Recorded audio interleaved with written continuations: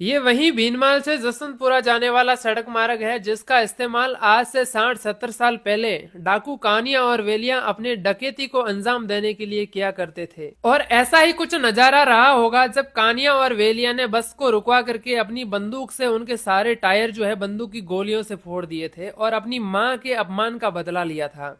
उनकी माँ के अपमान कैसे हुआ था, बस वालों ने कैसे अपमान किया था, वो वीडियो में आगे बात करेंगे। और इस वीडियो के अंदर अपन कान्हा और वेलिया से संबंधित सारा का सारा इतिहास उन जगहों का जिक्र करते हुए करने वाले हैं। सबसे पहले बात करते हैं कि कान्हा और वेलिया का जन्म कहाँ पर हुआ।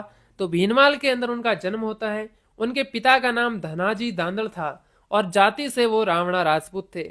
बचपन के अंदर वो भीनमाल में रहते और मजदूरी का काम करते थे क्योंकि गरीब परिवार से थे। उनके माता पिता जो है वो भी भीनमाल के अंदर मजदूरी का काम करते थे और अपना जीवन यापन करते थे। वेलिया जो है वो शांत और समझदार प्रवृत्ति का था, लेकिन कान्हा जो है वो कुशाग्र बुद्धि का था और बदमाश प्रवृत्ति का था। कान्हा को देख करके वेलिया भी छोटी मोटी चोरियां करनी शुरू कर देता है और भीनमाल में जो कहीं पर भी चोरी होती तो पुलिस वाले सबसे पहले कान्हा और वेलिया को पुलिस थाने में ले जाते। उनका ऐसा नाम हो गया था, चोरी चाहे कोई भी करे लेकिन पुलिस वाले जो है कान्हा वेलिया को थाने के अंदर लेकर जाते ही थे, ऐसा शुरू हो गया। तो वो परेशान हो गए पुलिस वालों से कि चोरी कोई भी करता है और पुलिस हमें थाने के अंदर लेके जाती है, पूछताछ करती है। तो उससे परेशान हो गए। फिर उनकी एक दिन मुलाकात हो जाती है खांडा देवल, जो कि भीनमाल से 10 किलोमीटर दूर एक गांव है, वहां के ठाकुर साहब लाल सिंह जी से।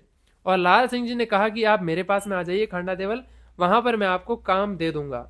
तो वो चले जाते हैं खांडा देवल और वहां पर उनके पास में काम करते हैं। वहां पर कान्हा और वेलिया जो है पूरे खांडा देवल की गाय जो थे उनको चराते थे कान्हा वेलिया। फिर क्या होता है कि एक बार उस क्षेत्र के अंदर एक बहुत ही बड़ी चोरी होती है और ये जो खांडा देवल है वो जसवंतपुरा के अधिकार क्षेत्र में आता था और जसवंतपुरा में उस समय पुलिस थाना था। तो वहां पर पुलिस आई और कान्हा वेलिया को लेकर के जसवंतपुरा जेल में डाल दिया।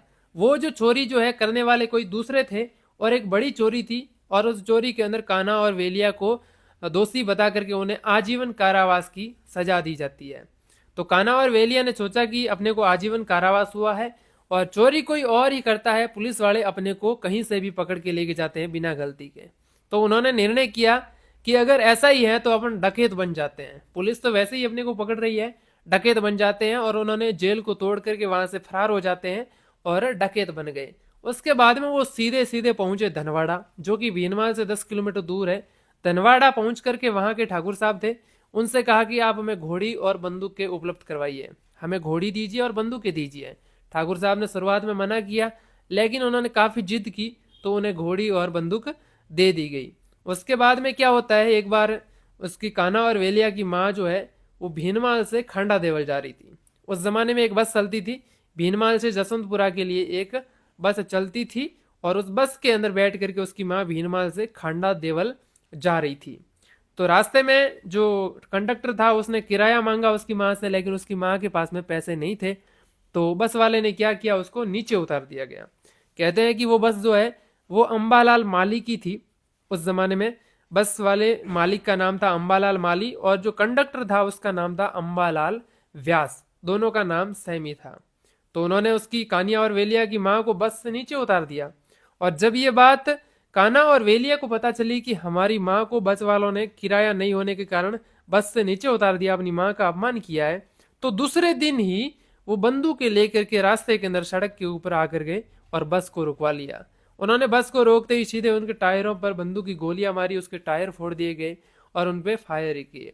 और कहते हैं कि उस बस के अंदर एक वकील बैठे थे जिनका नाम था नारायण सिंह जी, जो कि कान्हा और वेलिया की पैरवी करते थे और उनके पास में से बंदूक की गोली निकली, ऐसी लोग बातें करते हैं। और ये डकैत बनने के बाद में उनकी पहली घटना थी और इस घटना के बाद में कान्हा और वेलिया जो फेमस हो गए। लोगों के अंदर बात फैली कि कल जो है वहां पर एक बस को रुकवा करके उसके सारे टायर फोड़ दिए बंदूकों से। तो ऐसा ऐसा करके कि कान्हा और वेलिया जो है क्षेत्र में काफी फेमस हो गए और पुलिस जो है इनको पकड़ने के लिए पीछा करने लगी, लेकिन वो भागने में वहां से सफल हुए। और कहते हैं कि सुंदा माता के पहाड़ों के अंदर जाकर के वो रहते थे। फिर सबसे पहले उन्होंने भरूड़ी को लूटा। भरूड़ी जो गांव है, भरूड़ी को लूट करके वहां का लूट का सारा माल लेकर के वो सुंदा माता के पहाड़ों में चले गए। कान्हा और वेलिया के बारे में यह भी सुनने को मिलता है कि वो जो धन खजाना लूटते थे वो वहां के स्थानीय लोग होते थे, उन्होंने बांट भी दिया करते थे। तो ऐसे उनका काम चलता गया और स्थानीय लोग जो थे वो उनका सपोर्ट भी करते थे, कान्हा और वेलिया का।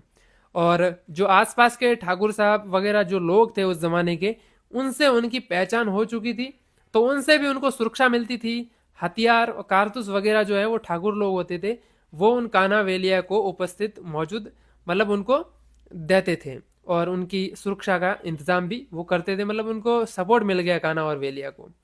और कहते हैं कि कान्हा और वेलिया ने कभी गरीबों को नहीं सताया, बहन बेटियों के प्रति वो सम्मान का भाव रखते थे।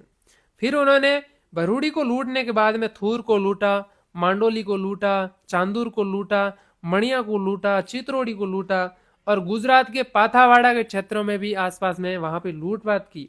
और उसके बाद में वो आबू रोड के जो गिरवा क्षेत्र है, आबू रोड का गिरवा क्षेत्र, गिरवर, उस क्षेत्र के अंदर चले जाते हैं और वहां पर रहते हैं। और गिरवर क्षेत्र के अंदर ही कहते हैं कि उनकी मुलाकात होती है चंपा भरवाड़ से। अब चंपा भरवाड़ जो है वो एक महिला थी, वो भी डाकू थी उस क्षेत्र की, उससे मुलाकात होती है कान्हा और वेलिया की। फिर कान्हा और वेलिया ने उस चंपा डाकू को, जो कि एक महिला थी, उसको अपनी धर्म की बहन बना लेते हैं। फिर वो 2 से 3 हो गए और तीनों वापस सुंदा के पहाड़ों में आकर के यहाँ पर रहने लगे। अब सुंदा के पहाड़ों में वो इसलिए रहते थे क्योंकि ये उनके लिए काफी सुरक्षा क्षेत्र था। तो ऐसा करके कान्हा और वेलिया को वहां पर वो, उनके लिए सुंदा माता का पहाड़ जो है एक अच्छी जगह थी, और कहीं पर भी वो डाका डालते फिर सुरक्षा के लिए वापस से सुंदा माता के पहाड़ों के अंदर चले आते। अब जब इतनी सारी घटनाएं हो गई तो जसवंतपुरा के अंदर गुजरात की पुलिस और राजस्थान की पुलिस आकर के अपना डेरा लगा करके वहां पर बैठ गई कि भाई कान्हा और वेलिया जो है इनको किसी भी हालत में पकड़ना ही है। एक बार क्या हुआ कि कान्हा और वेलिया के सिरोही के निम्बस के पहाड़ों में होने की पुलिस को खबर मिलती है, और वहां पुलिस आती है और उस निम्बस के पहाड़ को घेर लेती है। और कहते हैं कि उस घटना के अंदर जो हेड कांस्टेबल थे वो मारे जाते हैं, और कान्हा और वेलिया जो है वो वहां से भागने में सफल हो जाते हैं और वहां से फरार हो जाते हैं।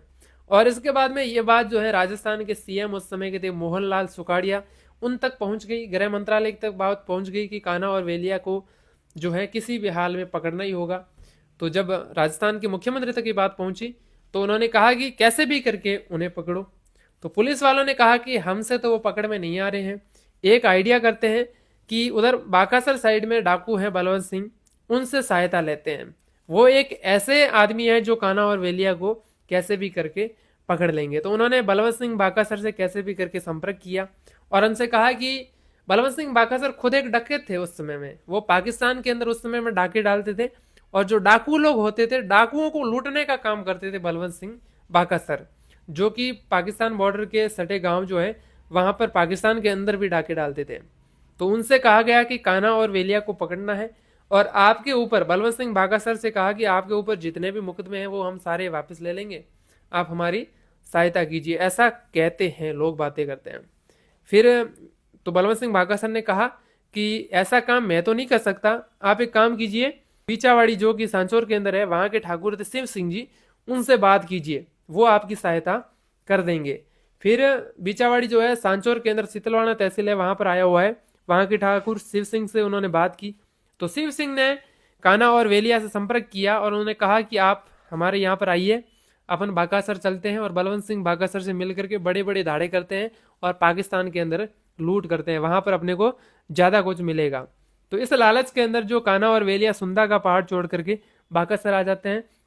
कहते हैं उस समय में जो चंपा डाकू थी, चंपा ने उन्हें मना भी किया था कि अपने को सुंदा जी का पहाड़ नहीं छोड़ना है, सुंदा माता का अपने ऊपर आशीर्वाद है, और हम सुंदा माता का पहाड़ छोड़ेंगे तो अपने साथ में धोखा हो सकता है, वहां पर अपन मारे भी जा सकते हैं। लेकिन कान्हा वेलिया ने बात नहीं मानी और वो तीनों ही, चंपा डाकू भी साथ में, तीनों आ जाते हैं बाकासर में।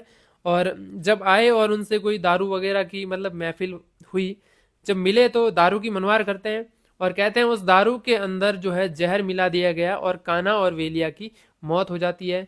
फिर चंपा ने देखा, चंपा दारू पीती नहीं थी, उसने देखा कि कान्हा और वेलिया दोनों है जो मर गए हैं जहर से। तो फिर चंपा ने अपनी बंदूक निकाली खुद की और उससे खुद को गोली मार दी चंपा डाकू ने, और वो भी मर गए।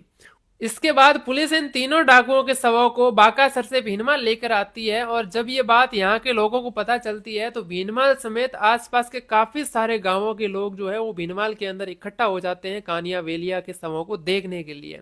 कहते हैं काफी संख्या के अंदर भीड़ जो है भीनमाल के अंदर जमा हो जाती है। तो ये बात थी कान्हा और वेलिया से संबंधित इतिहास की। और उन जगहों के नाम भी मैंने इसके अंदर बताए हैं आपको। तो अगर वीडियो अच्छा लगा हो तो चैनल को सब्सक्राइब जरूर करें, लाइक करें।